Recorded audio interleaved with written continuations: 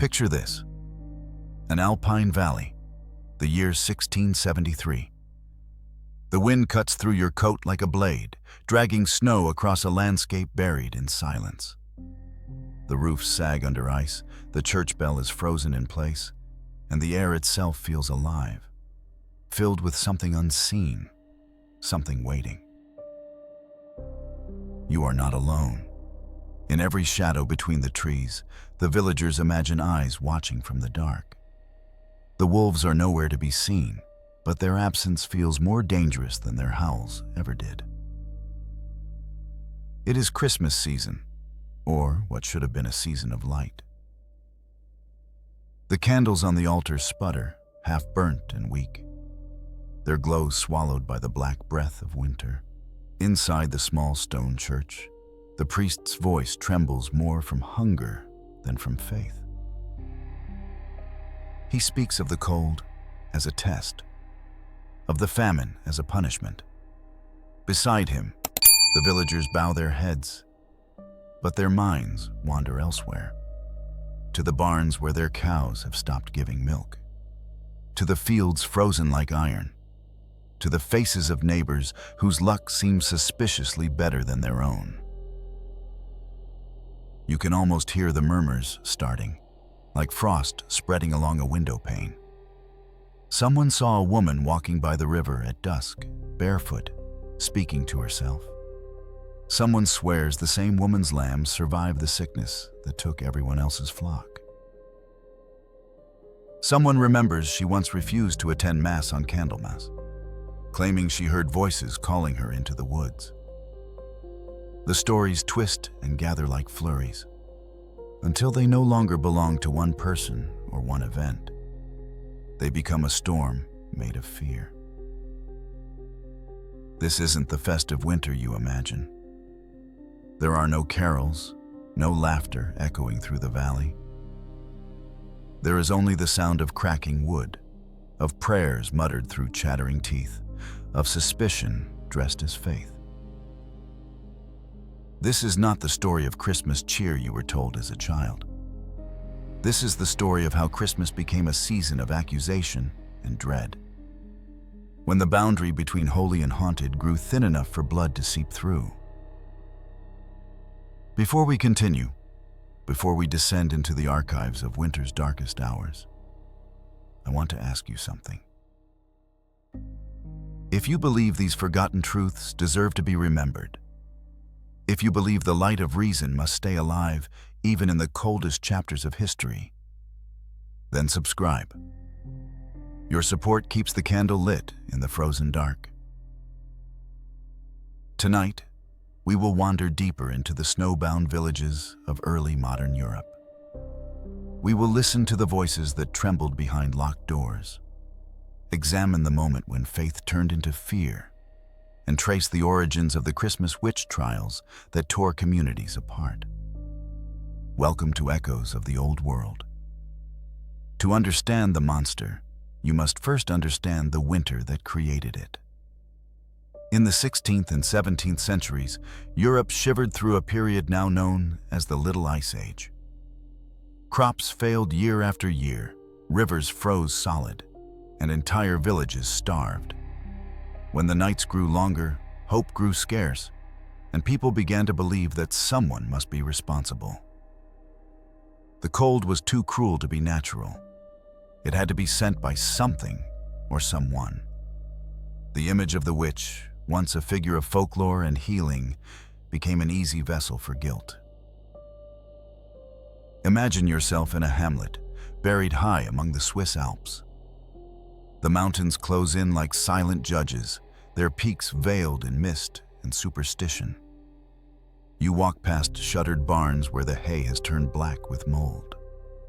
Inside, children sleep beside the hearth, hungry and pale, and their mothers whisper charms they barely remember. Every cough becomes an omen, every cracked mirror a curse. The church steeple looms above, heavy with frost, as if even God himself has frozen in place. The first accusation is almost always small. Perhaps a child falls ill after eating bread baked by a neighbor. Perhaps a storm ruins a wedding day, and someone remembers how the baker's wife looked at the sky that morning. Fear needs no evidence. It only needs a pattern that feels true. When the snow traps you inside for months, when hunger gnaws and the wind never stops howling, imagination fills the silence with demons. In many Alpine communities, the overlap between Christmas and superstition was no coincidence. December was when the veil between worlds was believed to thin. Ancient pagan traditions had long told of female spirits, Percht, Holda, or the Yuletide women, who wandered the night, blessing or cursing homes. These figures were later rewritten by clerics as demonic forces, and any woman who seemed to move between poverty and independence was suddenly at risk. A midwife, a widow, a healer, all became possible agents of evil. You can almost smell the smoke from the hearths, thick with pine and fear. The priest warns against dancing, against laughter, against any joy that might tempt the devil. Yet the old songs persist, sung in secret by those who cannot bear the silence. They sing of snow spirits and protective charms, believing that both the church and the frost might be appeased. But soon, even a song can be used as evidence.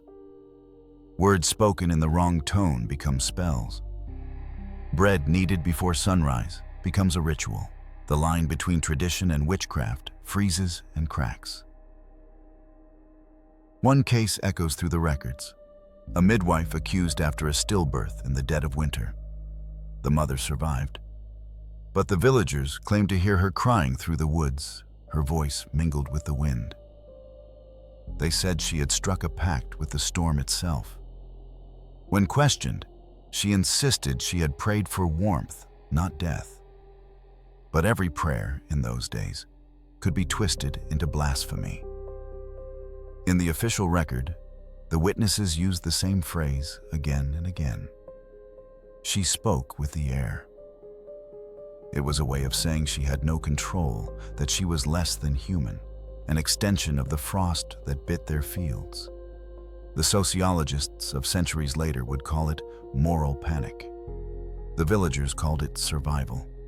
To admit that the world was cruel and beyond control was more terrifying than believing a single person had cursed it. Blaming witches gave the frost a shape. It gave the chaos meaning. And meaning, even dark meaning, offered comfort. And yet, beneath this cruelty, there beat something familiar. The people who accused others were not monsters, merely desperate. Their fear was vast as the mountains around them.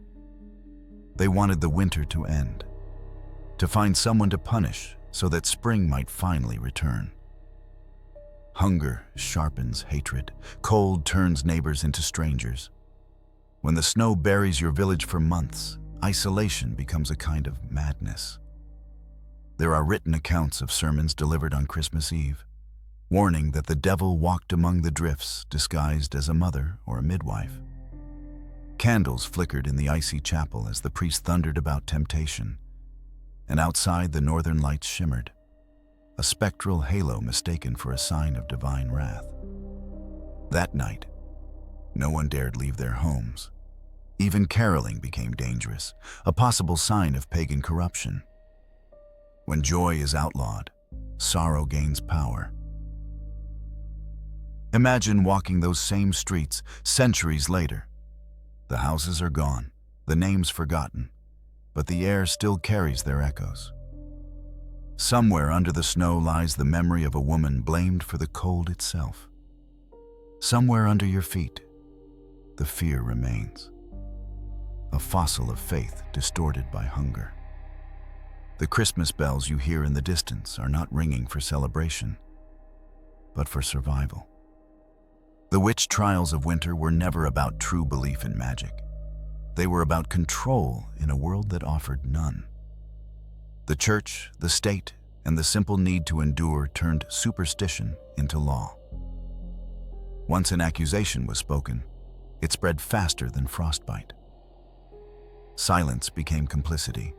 Mercy became weakness. Those who survived learned to keep their heads low, their words softer, their faith louder.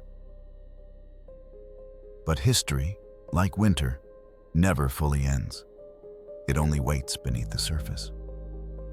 The same impulse that condemned witches in the 17th century resurfaces in every generation that fears scarcity, disease, or change. The faces and names alter, but the shape of panic remains.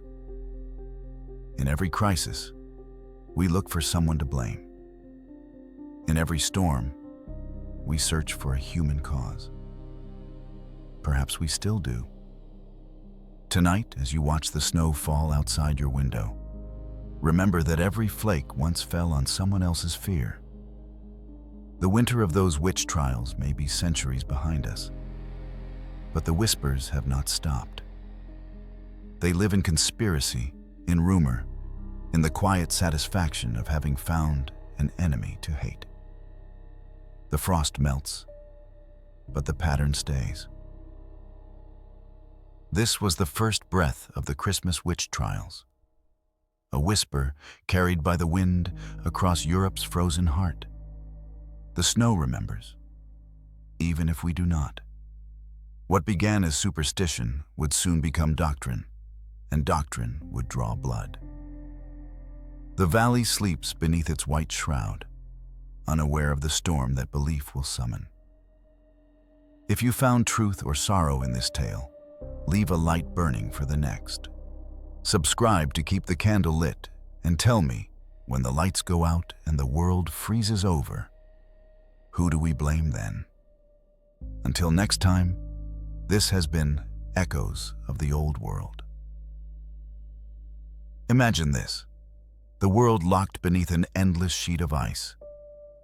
The year is 1681, and the dawn never truly comes. You wake to the sound of the wind clawing at wooden shutters, to footsteps crunching in frozen soil, to the uneasy silence between prayers. The village lies under snow so deep it has a pulse of its own, and every breath is a choice between frost and faith. You can feel, even before opening your eyes, that something unseen watches through the white. It is Advent, the period meant to prepare hearts for light, yet the air feels heavy with dread. Beneath the rituals of fasting and worship, another rhythm beats, a rhythm of fear. The people whisper of shadows that stretch too long, of animals that refuse to enter their stables, of strange lights dancing above the forest ridge. The priest warns that temptation grows strongest when the world is darkest. He does not name the tempter, but everyone already knows her name. The winter months warped the human mind. When the harvest failed, when the bread ran out, when the snow kept falling, despair needed a shape to strike. Fear thrives where reason starves. And in these villages, reason had long gone thin. Hunger numbs compassion. The cold sterilizes empathy.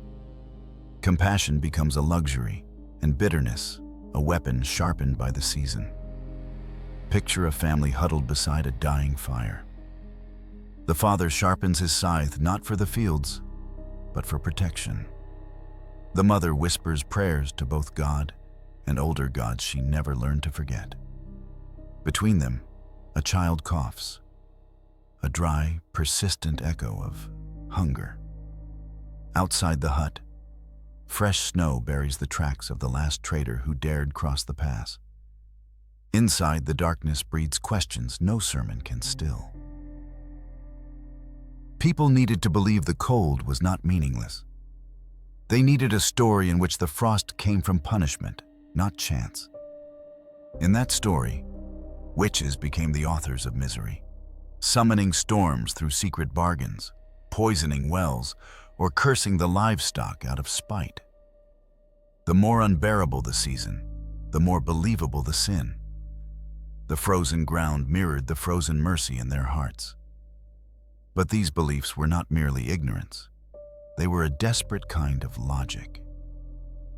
In an age without meteorology or germ theory, assigning blame was a survival mechanism. Better to punish one body than accept that itself was indifferent. In the season of fear, judgment offered warmth. It was a cruel comfort, but comfort nonetheless. The link between Christmas and witchcraft was not accidental. December, festooned with holy symbols, carried remnants of older midwinter rites. The 12 nights when ghosts and spirits were said to roam. The church rebranded these nights as sacred, but the imagination of the people refused to let them go. And so, two systems overlapped, one of faith, one of folklore. Where they collided, suspicion was born. In many regions, peasants observed the feast of St. Lucy, celebrating light piercing the night. Yet, in the next breath, they spoke of the Frau Perchta, the wild mother who wandered the winter sky demanding offerings. If the children behaved, she would bless their year to come. If not, she would slit their bellies and stuff them with straw. The boundary between saint and spirit blurred like breath on glass, and this confusion laid the foundation for terror. Imagine being a young woman in that time, able to read the weather, skilled with herbs, or bold enough to question authority. Each of those traits could be fatal. The snow covered every footprint, but the tongue of gossip left trails that never melted. When an ox fell ill or a blizzard blocked the mountain paths, an old name would resurface, spoken in half-light between clenched teeth. To be remembered was to be endangered. The season turned holy days into hunts. As Christmas neared, the very candles of the nativity casts were said to reveal witches. Their shadows, thinner or thicker than a normal woman's, became evidence. Priests carried incense through barns and kitchens, trying to smoke out evil. People hung sprigs of juniper, carved symbols above their doors, and sprinkled salt into the snow to purify their thresholds. Through ritual, they hoped to trap the winter inside a manageable shape. One chronicle from the Tyrol region tells of a great storm that struck on Christmas Eve. The villagers, cut off from help, turned in desperation upon a woman known for predicting the weather. They claimed she had sung to the blizzard. Her husband swore he heard her conversing with the wind. For 3 days they interrogated her while the snow buried the chapel. When the storm finally cleared, she was gone. Officially, she had vanished into the forest, that convenient wilderness where all uncomfortable truths disappeared. That pattern repeated in countless hamlets across Europe. Each accusation began with weather and ended with confession. A failed harvest, a stillborn calf, or a child's fever could all become suspect miracles. The investigations blurred the line between faith and exacting vengeance. Even as priests invoked divine justice, what they truly restored was the illusion of human control. As the centuries rolled through endless winters, the pattern crystallized. Christmastide was a paradox. It promised redemption, but practiced condemnation. It preached goodwill while spreading suspicion. The nativity and the noose were often separated by mere hours of candlelight. The very songs sung to celebrate light echoed in chambers of judgment. The angel on one man's tree shadowed the pyre of another. Fear, once seated, grows best in repetition. Every year, as the nights lengthened, the mind reopened its vault of dread. Memory fused with myth until no distinction remained. Children learned to whisper prayers while staring at the door, terrified not of thieves, but of neighbors. Every creaking floorboard became a reminder that holiness had limits and that darkness was patient. For the villagers, survival meant consistency. Fear gave schedule to chaos. Festivals of light were followed by rituals of cleansing. The two were inseparable. They believed each Christmas demanded a sacrifice to keep balance. Not blood, at least not intentionally.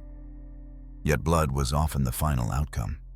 The weight of cold made violence feel natural, as if cruelty were another form of warmth.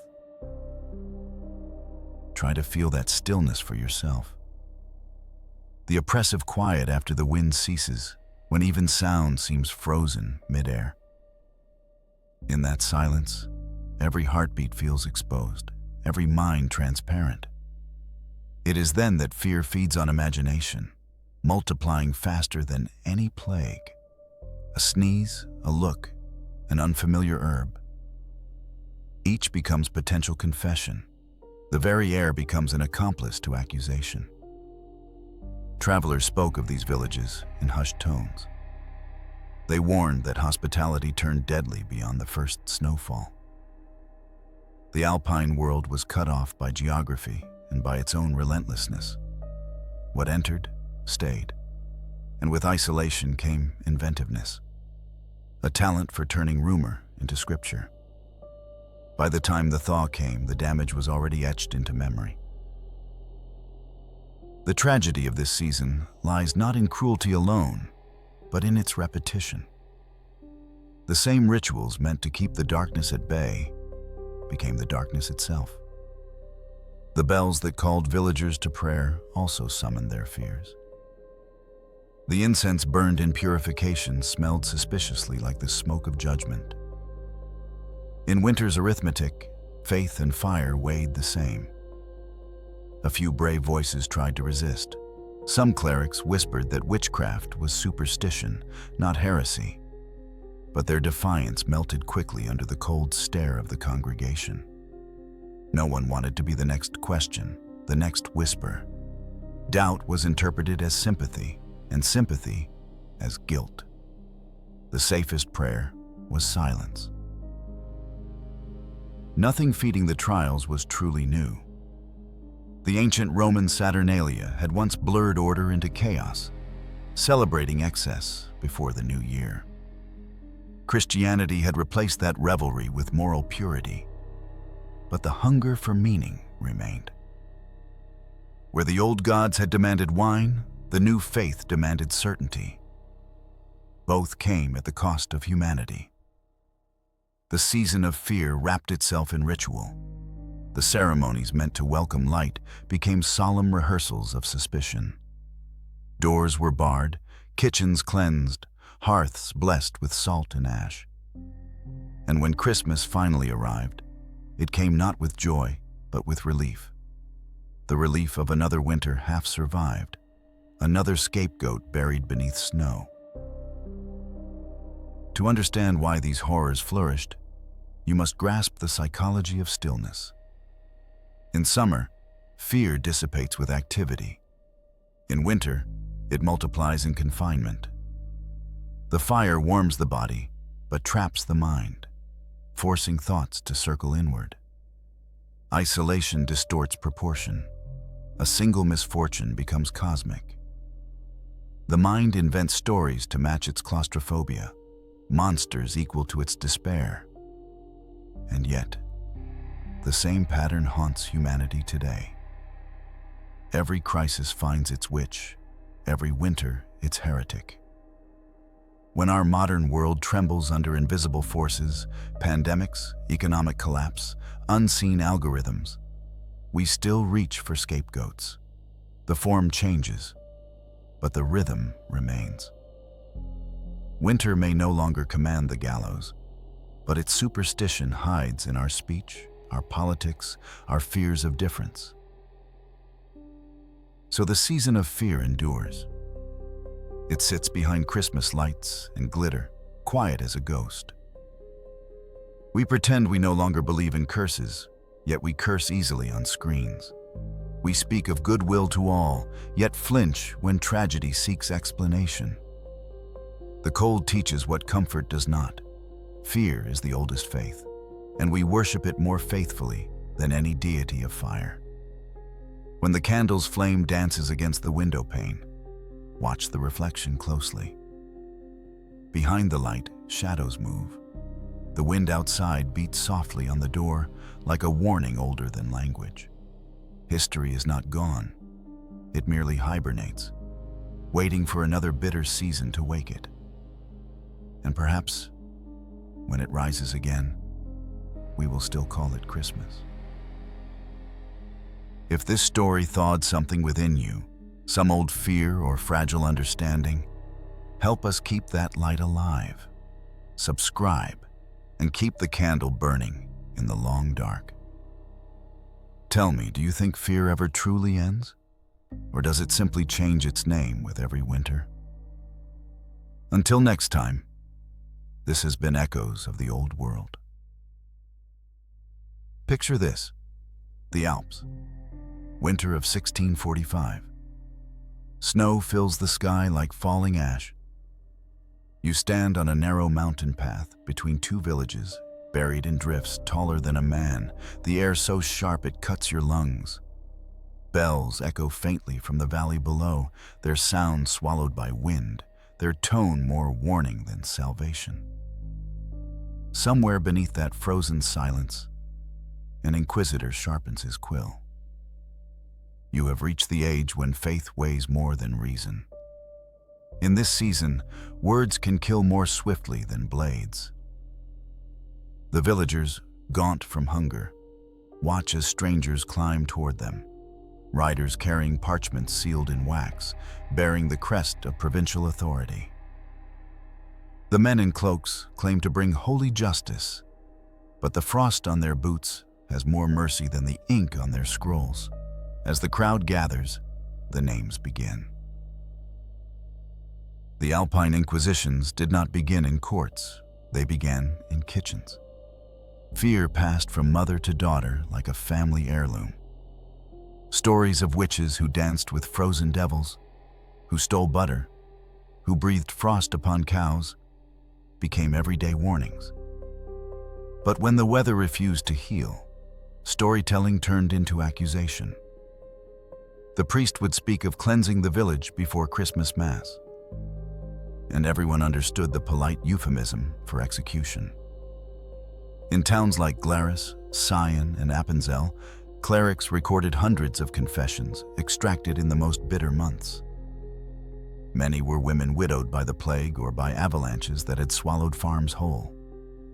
The very mountains seemed alive with judgment. Avalanches were interpreted as divine response to sin. When entire families disappeared beneath snow, the survivors sought revenge against invisible forces. And invisible forces required visible victims. The inquisitors claimed to hunt sin, but what they truly hunted was chaos. Each interrogation followed a script rehearsed across Europe: a confession, a naming, a sentence. The accused were asked how they learned their craft, whom they served, what demons whispered their secrets. Answers did not matter. Language itself betrayed them. A trembling voice became proof. A hesitation confirmed guilt. Mercy was an indulgence no one could afford. Imagine yourself inside one of these trials. The chamber is small and cold, with frost creeping across the stones. A single candle flickers against iron instruments, symbols of divine order turned mechanical. The accused speaks softly, her breath visible, her fingers bluish with frostbite. The inquisitor sits behind a desk heavy with scripture, repeating prayers in a monotone rhythm that feels more like incantation than faith. Outside, villagers wait to hear how their misery will be repaid. Across the Alpine passes, the same pattern unfolded. Snow isolated valleys for months, cutting off supply routes and help. Communities turned inward, devouring their own peace to survive the hunger. When nothing grew, people fed on belief. Every illness, every stillborn child, every cracked crop became evidence of theft, of stolen grace. To live, one had to prove innocence again and again. to neighbors whose glances carried the chill of suspicion. The scenery itself became prosecution. The mountains loomed like witnesses, their whiteness too pure for human imperfection. People said witches dwelt in crevasses, feeding storms with their breath. They spoke of Sabbaths held under the new moon, where laughter echoed across glaciers like punishment. And yet, these were not celebrations of evil. They were reimaginings of festivals the church had buried. The old pagan rites, stripped of joy, returned as accusations. The paradox of the Alpine Inquisitions lay in their devotion. The more one believed in salvation, the more one believed in damnation. Confession was not just demanded, it was desired. To name a witch was to pledge oneself to purity, to cleanse both soul and soil. Each accusation gave warmth, a brief illusion that the frost could be controlled. The logic was simple. If evil was identified, perhaps the snow would melt. In one Alpine town, records describe a winter so lethal that children were buried in barns to keep them from freezing.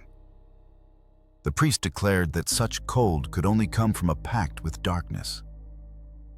Within weeks, 10 women were arrested. Some confessed under threat, others, in delirium, repeating the words fed to them. They described flying through storms, milking phantom cows, stirring cauldrons of wind. When their bodies were gone, the winter persisted. But by then, belief had already written its own truth.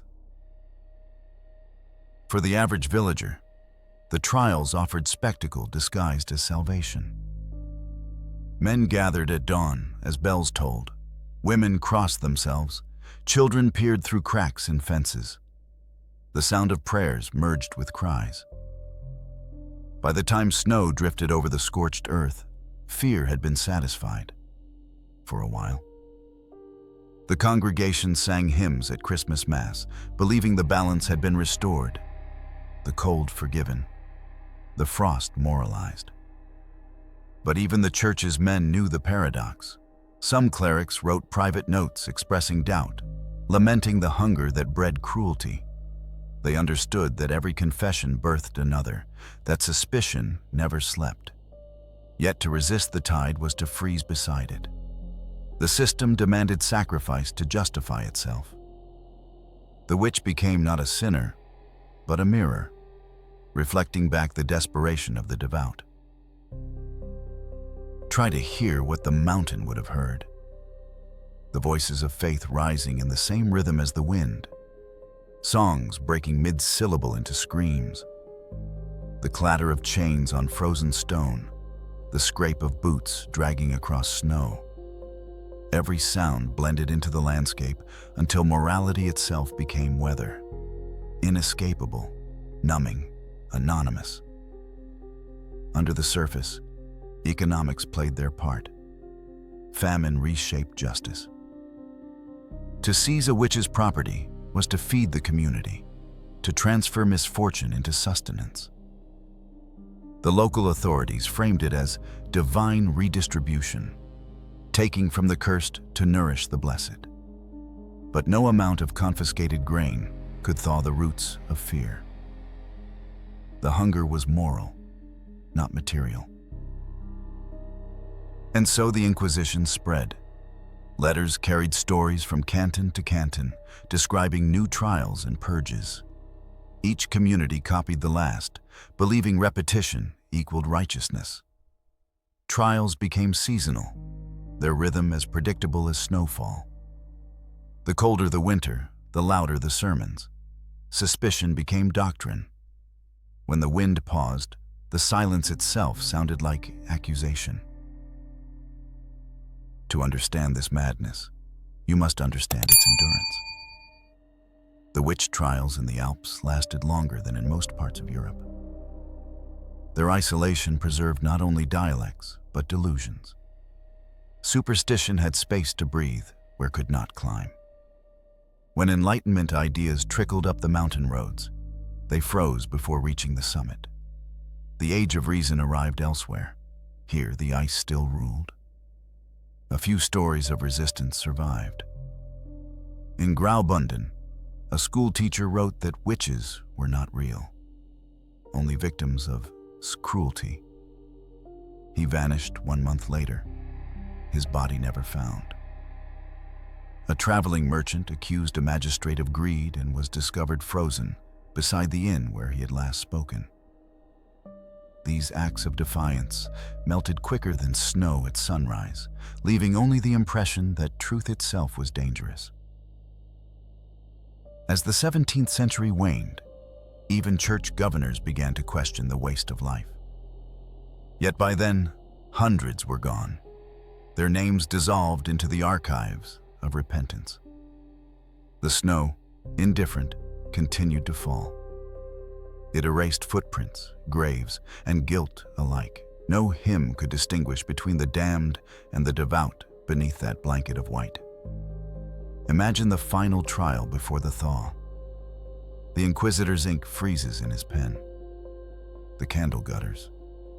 He speaks the last verdict with numb lips, while outside the mountain shifts, and an avalanche roars like God exhaling.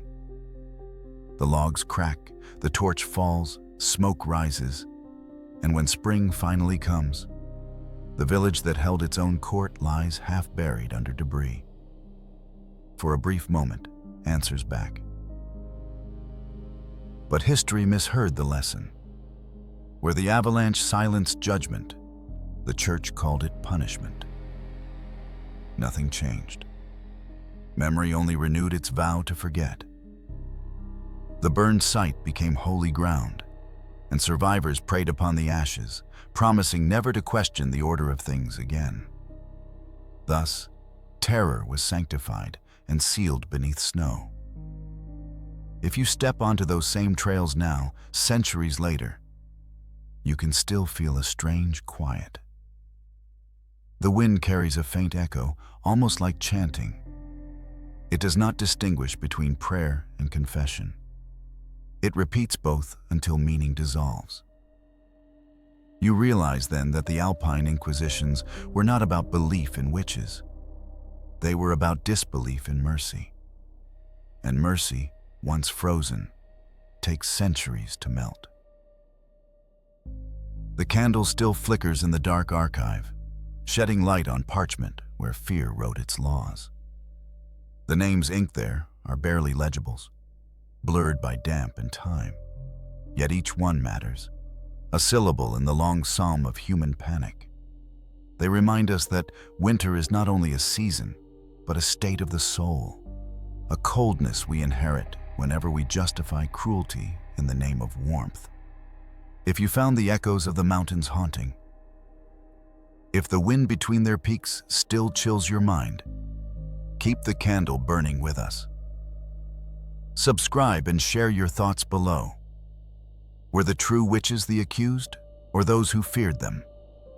Until next time, stay in the warmth of awareness. This has been Echoes of the Old World. Picture this: a hearth glowing deep within a wooden house high above a frozen valley.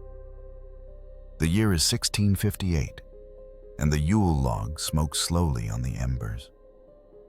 Outside, the wind coils through pine branches like a whispering spirit, reminding every soul that winter has not yet shown its full teeth.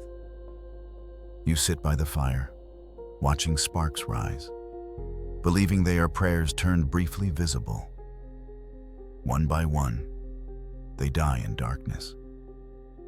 What was meant to be a season of rebirth had turned into a theater of suspicion. The same fires that promised light became metaphors of purification. Every flame lit in worship carried the double meaning of cleansing something impure.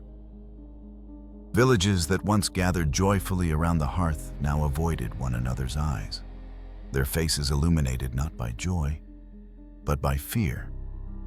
It was the season when even warmth learned to accuse.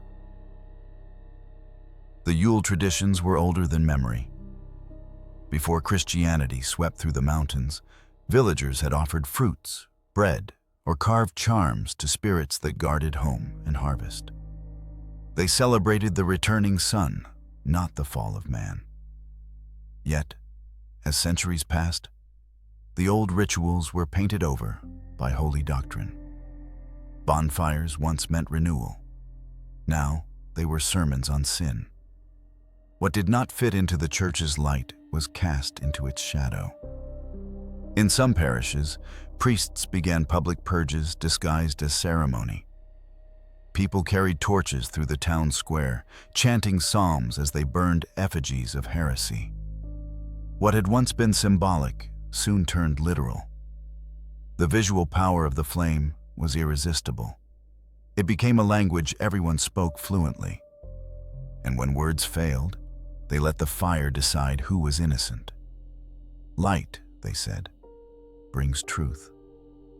But in those winters, it only revealed madness.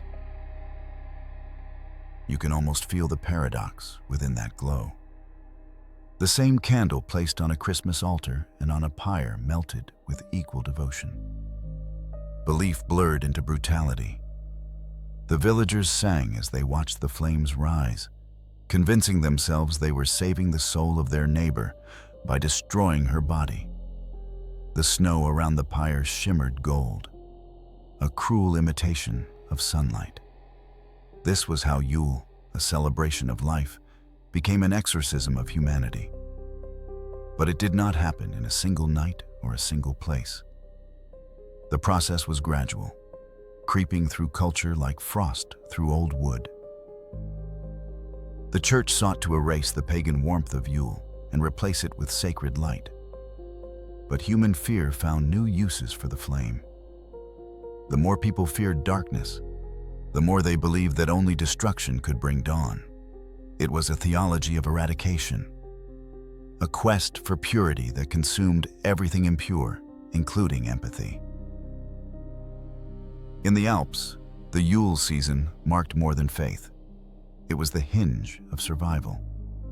A single mistake, rotting food, spoiled hay, illness, could determine who lived to see spring. Desperation turned metaphors into mandates. When the priest spoke of cleansing, the villagers heard a command to act. Stories spread of women who had cursed the Yule log by stepping over it before it burned. If the fire sputtered, suspicion flickered with it. Imagine a December night in a small Tyrolean village. The church bell tolls for midnight mass, but half the congregation lingers outside, forming circles around their own fires. Sparks leap, smoke claws upward, and inside that haze someone whispers a familiar name. A neighbor absent from service. A widow who still speaks kindly of the forest. As the flames rise, so does accusation, and the fire becomes another courtroom. The villagers stare into it, as though waiting for judgment to appear in its shapes. The churchmen would later describe such nights as righteous. To them, light was control, and control was salvation. Yet light without mercy blackens faster than smoke. The sermons of those winters carried a strange imagery. The snow is pure, but it hides rot beneath. Women are delicate, but their hearts can be corrupted by unseen forces. Fire cleanses, but only if it consumes completely. Each phrase carved deeper into the collective mind until even children played at imitating exorcisms. You can see how the cycle folded upon itself. Families lit Yule candles for protection, terrified that too much brightness might arouse the devil's envy. They prayed for gentle weather, yet slaughtered goats to pacify the restless spirits of the past. The blending of pagan and Christian rites created a spiritual fever, one where neither tradition felt safe from betrayal. In those mountains, faith itself was the disease, and its symptoms were visible only when the firelight hit the face of a suspect. Across Europe, the tales multiplied. In Bavaria and Salzburg, Peasants spoke of the Christmas witches who flew through storms, scattering ash onto roofs, demanding offerings. By torchlight, officials proclaimed such beliefs heretical, yet secretly they feared them. Better to burn a handful of suspects than to risk offending unseen powers. The result was neither piety nor heresy, but a cold fusion of both. The Yule fire was both altar and atrocity. Every burning carried its own script of irony. When villagers kneeled before the flames, they whispered prayers for warmth while basking in someone else's destruction. They mistook the crimson glow for godliness, not recognizing that light's purpose is to reveal, not to blind.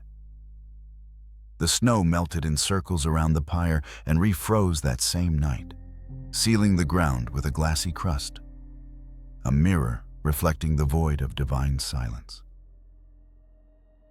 Inside the homes that escaped such scenes, people tried to repair what was left of faith. They resumed the Yule feast, but with caution. Songs that once celebrated rebirth were now sung in monotone, stripped of joy.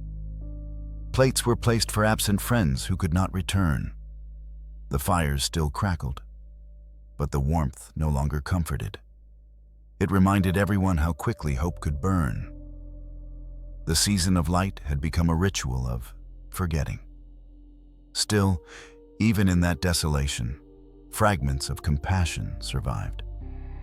Midwives continued to bless newborns with old incantations disguised as prayers. Farmers buried charms beneath their thresholds, begging ancient spirits and Christian saints alike for protection. Resistance took the form of silence, in refusing to name a neighbor, in choosing to keep a candle burning for those already gone. This quiet defiance was the ember hidden beneath the ash. But history is rarely merciful to mercy. Clerics warned that too much pity equaled weakness. They said Lucifer hides behind sentiment. In one parish, a woman found weeping after a trial was accused of sympathy with the devil. They forced her to light the pyre herself. She obeyed, and her tears hissed in the flames. No one sang that night. Even the wind refused to move. The term false light emerged in sermons soon after. It meant deception, any brightness that came from sources outside divine authority. Candles lit by healers, fires sparked for Yule blessings, even the northern lights shimmering over the peaks. All could be labeled false light. To see beauty where the church saw danger was itself a sin. That doctrine spread faster than fire, smothering centuries of folklore under the weight of dogma. The irony endures. Christmas, born to celebrate hope, became a stacked altar of absolutes. Every candle held a warning, every carol masked grief. Those centuries taught people to fear not darkness, but the things pretending to drive it away. And perhaps that is the cruelest fate. To mistrust every flicker meant to comfort you, to see potential damnation in radiance itself. In our world of electric glow, the lesson remains relevant. False light still blinds. It disguises itself as certainty, as purity, as moral superiority. It burns hottest where compassion runs cold. The symbols may have changed, screens instead of hearths, crowds instead of congregations. But the hunger to purify has not gone extinct. We still look at flame and call it truth, even when it kills the warmth it promised. So, when you see the lights of December twinkling against dark skies, remember what they replaced. Behind every shining bulb lies a history of fear masquerading as holiness. The ancients once built fires to keep the night at bay. Their descendants built fires to keep their doubts away. Every civilization chooses what it sacrifices to feel clean. The Alps chose their witches. We choose our own invisible enemies. If the ghosts of those winters still linger among the mountains, they glow faintly, neither blessed nor cursed, just misunderstood. They are not vengeance seeking the living. They are warning us to see what light can hide. To understand their pain is to realize that the worst darkness is not absence of flame, but excess of it. False light dazzles, consumes, and deceives. It teaches that purity without empathy is the oldest heresy of all. If you have walked with me this far through the flames of memory, keep the candle burning. Subscribe and tell me, when you light your own fire this Christmas, is it for warmth or for forgetting? The answer might decide how many ghosts stay to watch. Until next time, this has been Echoes of the Old World. Picture this: the Scottish Highlands, the year 1662. The wind scrapes across the moors, dragging snow over the heather until the hills seem buried alive. You walk through the village of Dornoch, the roofs bowed with ice, the air sharp with salt from the nearby sea. Even the crows sit silent, their feathers stiff with frost. It is Christmas Eve, though no one dares to call it that. In this land, Christmas is not a celebration. It is a crime. The Kirk has outlawed all traces of the holiday, branding it papist corruption. Where once villagers sang of rebirth, now the only permitted hymn is silence. What little greenery still decorates doorways is torn down by the elders, who see in every holly branch the memory of forbidden joy. Faith has turned rigid, its warmth locked beneath the snow. The Scottish Reformation left scars deeper than any sword. Calvinist zeal had stripped away color, music, and ritual, believing that austerity brought purity. Yet what it truly delivered was fear.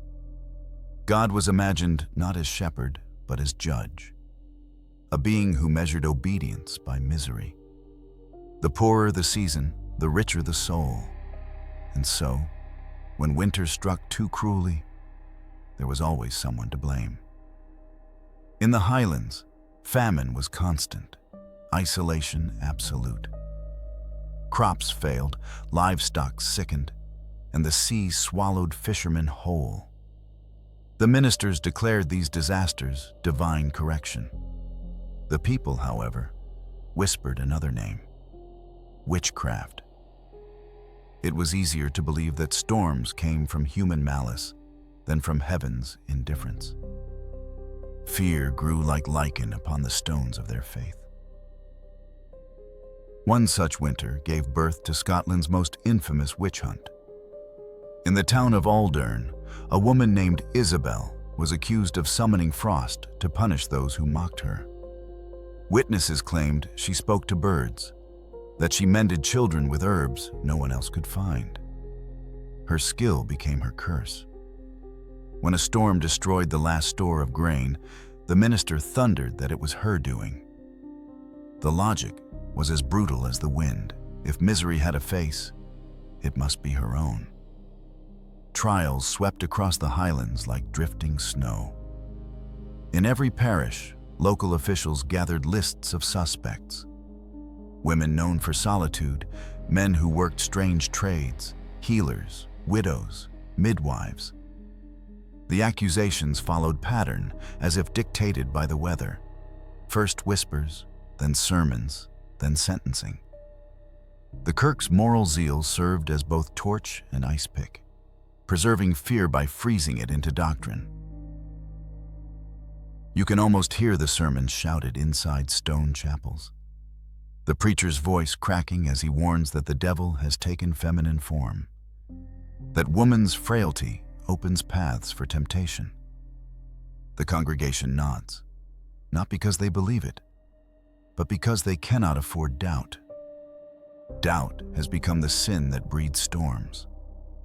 The air thickens with guilt until belief itself feels like frostbite. For generations, the Highlands had woven Christmas with ancient rites. Long before the Reformation, families brought ash branches, symbols of endurance, into their homes. They shared whiskey by candlelight, told stories of light reborn from darkness. Now, those same acts invited suspicion. A candle lit on the wrong night could condemn an entire household. The old warmth became contraband. One story tells of a fisherman who returned from months at sea to find his wife accused. He came home with empty nets and frost-bitten fingers, only to learn that her habit of humming old Gaelic songs marked her as a devil's instrument. He begged the minister to listen, but plea turned to confession, and confession turned to death. When he left the kirk, it was snowing. He said he could still hear her singing through the storm. The cruelty of these winters lay not in violence alone, but in isolation. Villages cut off by snow believed rumors longer than they believed their senses. The rare travelers who crossed the moors carried tales of other trials, each story confirming that witchcraft had taken root. The wind itself became a courier of suspicion, carrying phrases half heard, half remembered, twisted by terror. Fear required no evidence, only repetition. The kirk's ban on celebration created its opposite. In secret, people began to mark Yule again, hiding candles behind shutters, baking bread at night, whispering carols as prayers disguised as labor. The forbidden glowed brighter for being hidden. Each clandestine gesture was both rebellion and yearning, a stubborn ember refusing to die. But like every light in that frozen land, it had to stay small to survive. In some records, ministers themselves expressed dread at what they had unleashed. They feared the trials multiplied their own doubts. Each accusation invited another. Each judgment reflected human cruelty more than divine order. Yet the machinery of faith was already in motion. The people needed the illusion of control as much as they needed bread. Without an enemy, they would have to face the true void, that suffering had no scriptural reason. The Christmas ban officially spanned decades, but its spirit lingered for centuries. To this day, Scotland's Christmas traditions remain quieter than elsewhere, not born of festivity, but of endurance. The echo of the kirk's cold rule still trembles beneath the hymns. Silence became inheritance, a survival mechanism disguised as piety. Even joy learned to whisper. Imagine now standing in a Highland glen, centuries later. The wind still roars, reshaping the snowdrifts that bury what once were courts of accusation. Somewhere beneath your feet lies the ground that witnessed confessions spoken through chattering teeth.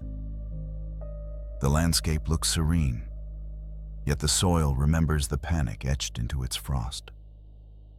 Each winter, it exhales those memories as mist above the lochs. The theology of ice remained long after the trials ended. Calvinism taught that only the chosen few would know salvation, that predestination froze human destiny like water in stone. This belief mirrored the climate perfectly, a world fixed in judgment, with no room for thaw. The cold became a kind of God, impartial and eternal. To question it felt like blasphemy. Yet, even in such bleakness, fragments of older faith refused to vanish. Highland families continued to tell tales of the Cailleach, the ancient winter goddess who shaped the land with her staff. Officially, she was dismissed as myth, but secretly she became a symbol of endurance. Where the kirk preached punishment, the Cailleach embodied survival. She was the frost that never apologized for existing. This duality lived on in every hearth. Some saw the fire as divine judgment, others as ancestral memory. A single flame could mean damnation or redemption, depending on who watched it. The Scottish soul learned to hold both truths without reconciliation. It is from this paradox that the nation's melancholy was born, the understanding that faith can both shelter and wound. When the witch panic finally died, its ghosts remained in language. Every whisper of misfortune still sought a culprit. Travelers spoke of the witch winds that sank ships or of hag's breath that spoiled beer before the feast. The old imagination persisted, disguised as folklore. In denying magic, the Reformation accidentally preserved it, casting shadow deeper by trying to erase it entirely. The frost withdrew slowly, generation by generation. By the 1800s, public Christmas returned to Scotland in muted form, marked by psalms rather than revelry. Yet the hesitation lingered. People feared joy might tempt divine wrath. Even when the first Christmas trees appeared, they were placed discreetly, as if light itself might offend the heavens.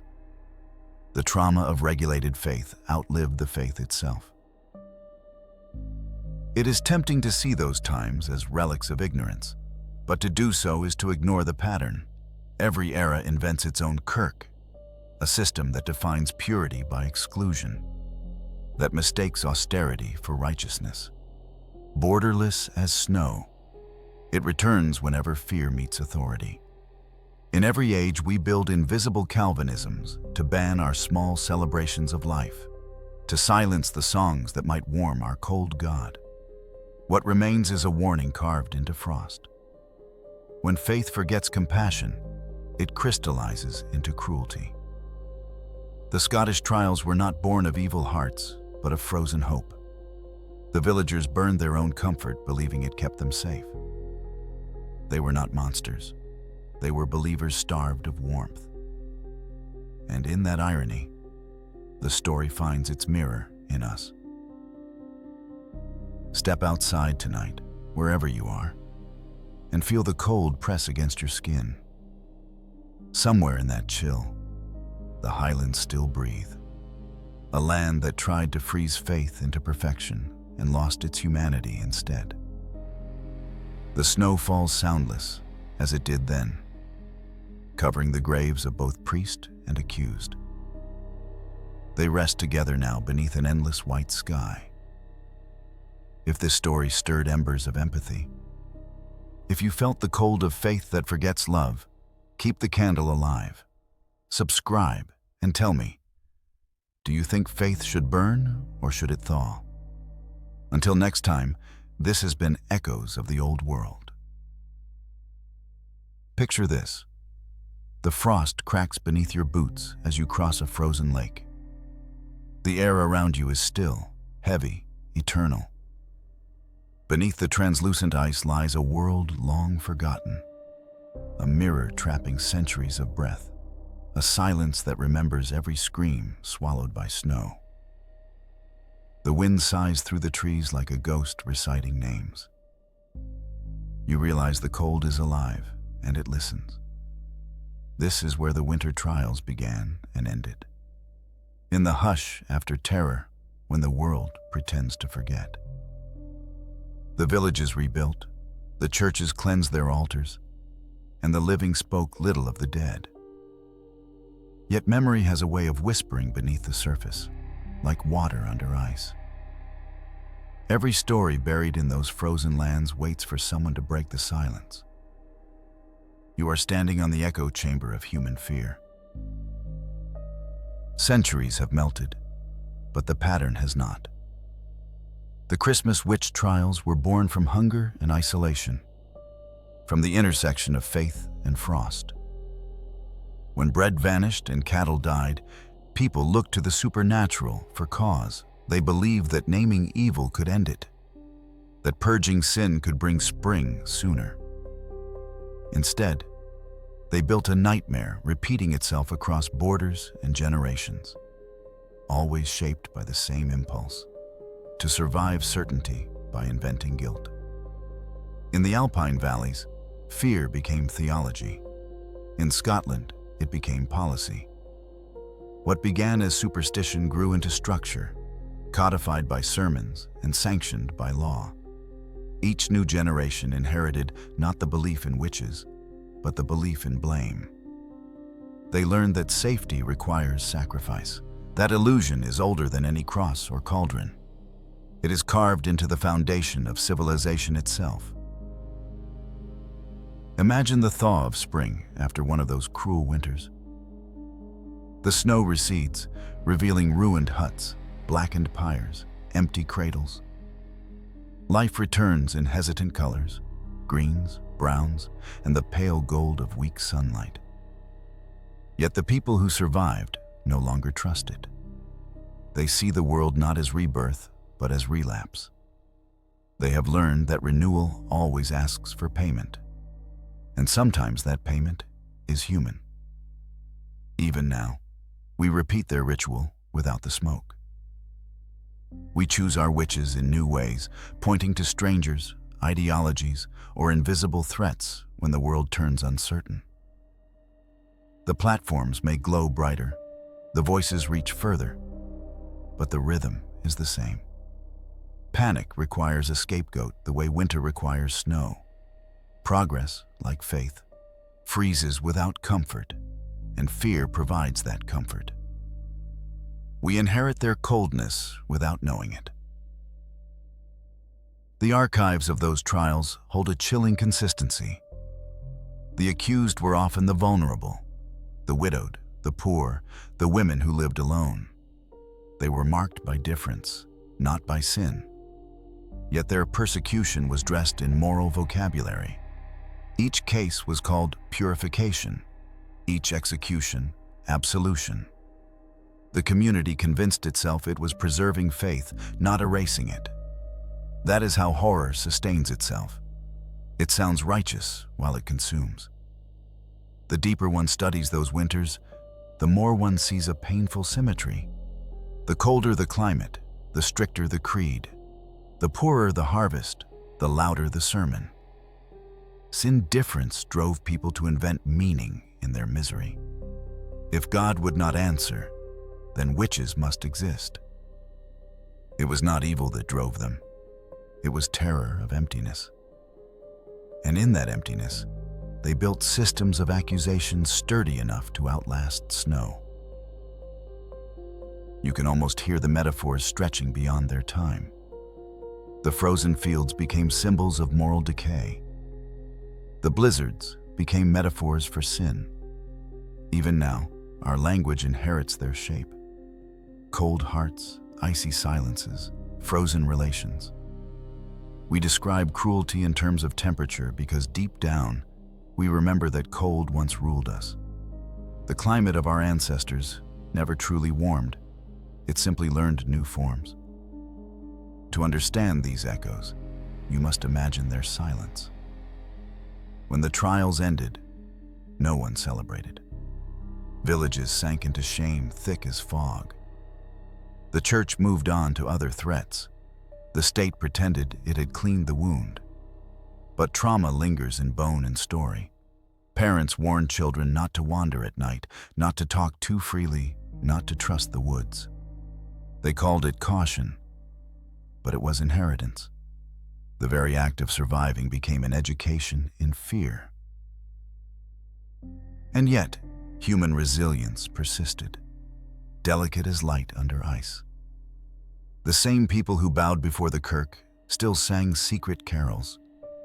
The same villages that banished witches continued to carve protective runes beneath doorways.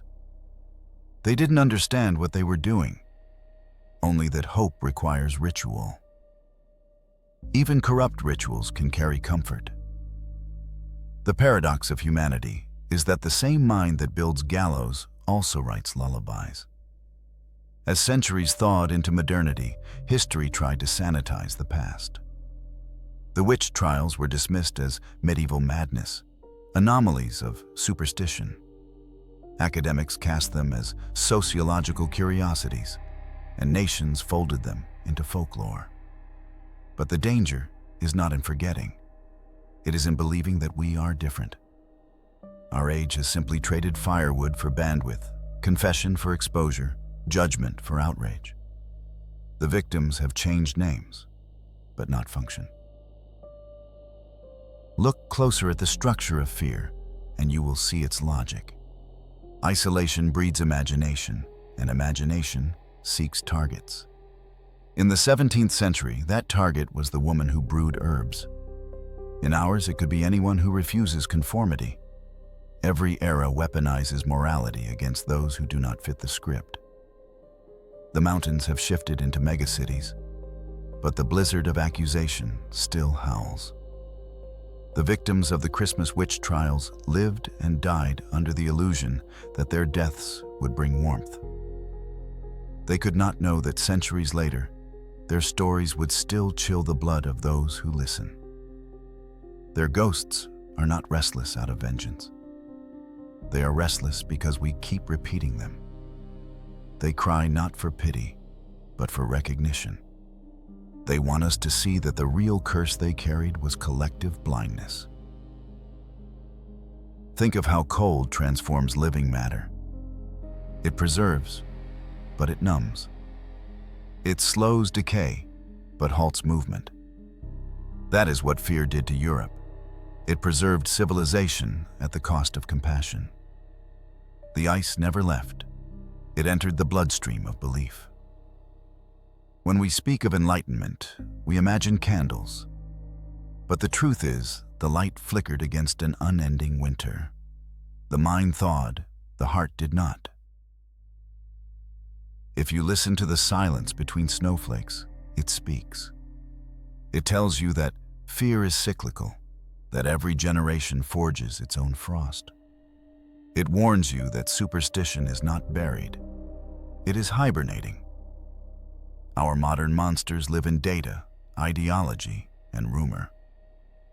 They require no cauldrons, no pacts, only attention. Every time panic trends faster than truth, a new witch is named. Every time hunger turns moral, the past wakes beneath the ice. The Christmas witch trials were never about witches at all. They were weather reports written by starving souls. They documented desperation, not evil. They show us how societies choose to suffer together rather than suffer alone. When comfort is gone, cruelty becomes community. The fires that burned in those winters didn't keep anyone warm. They only made the darkness visible.